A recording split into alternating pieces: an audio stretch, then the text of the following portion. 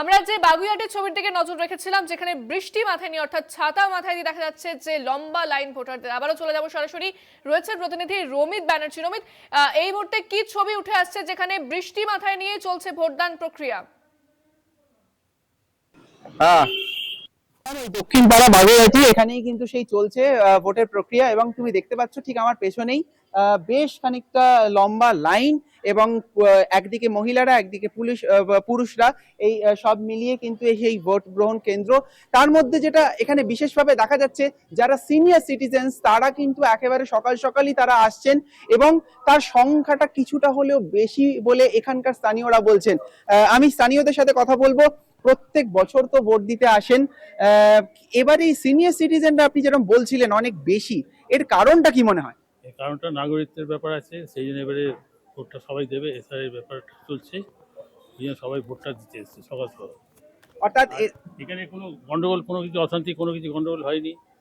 ডিফেন্সের যে উনি ইনচার্জ, উনি বললেন যে সার্কুলার আছে। রমিত, তুমি সঙ্গে থাকো।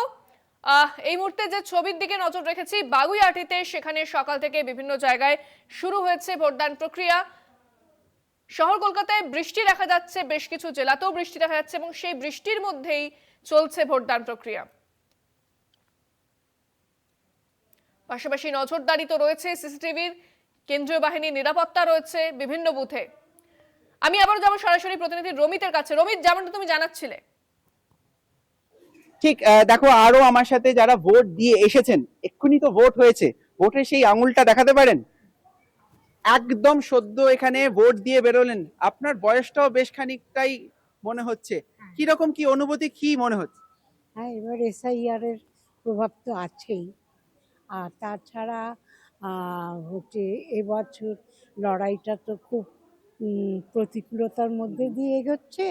সেই জন্য সবাই তার নিজের ভোটটা নিজেই দিতে চাইছে, অত সেই জন্য এটা আর মিস করছে না। একদম লড়াইটা খুব গুরুত্বপূর্ণ লড়াই। দেখো, সেকেন্ড ফেজের যেই ভোট, সেইখানেও দেখা যাচ্ছে এখন অব্দি আমাদের এই বাগুইআটি চত্বরটা আমি যা দেখতে পাচ্ছি, রাজারহাট গোপালপুর, সেখানে এখনো শান্তিপূর্ণ ভোট চলছে। এবং আমি আরো এখানে রয়েছেন, আপনি কি এই প্রত্যেক বছরই সকাল সকাল, নাকি এবারেই সকাল সকাল? এইবারে সকাল সকাল এসআইআর এর পর হ্যাঁ, ভোট, হ্যাঁ, সেই জায়গাটা হ্যাঁ, যদি একটু হ্যাঁ, বলেন। একদমই তাই। আর মানে কি বলবো, সবাই আমার মনে হয় আমার মতো সবাই একটু চাপে রয়েছে, যার জন্য আর কি মানে প্রত্যেকবার আমরা এই একটু বেলার দিকে একটু আসি, ঘরের দিকে একটু সেরে টেরে। এবার একদমই অনেকটাই তাড়াতাড়ি এসেছি। এবং আমার বড় যা এবং দিদিভাই খুবই অসুস্থ বললাম।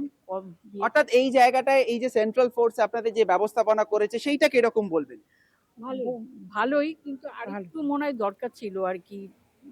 এখন বেশিরভাগই সবার একটু পায়ের সমস্যা টমস্যা, তাদের জন্য একটু আলাদা ব্যবস্থা করতে পারলে, বাকি একটু এই যে ওনার যেরকম নাকি একটু আগে যদি ওনাকে দেয়া যেত মনে হয় ভালো হতো আর কি। অর্থাৎ দেখো, এই মুহূর্তে আমরা যেরকম দেখতে পাচ্ছি বাগুইআটি চত্বরে বৃষ্টি মাথায় নিয়েও, আমি আবার আরেকটা জিনিস জানতে চাইবো, বৃষ্টির পরেও কিন্তু লোকের কোনো অভাব নেই, লাইন কিন্তু কমছে না।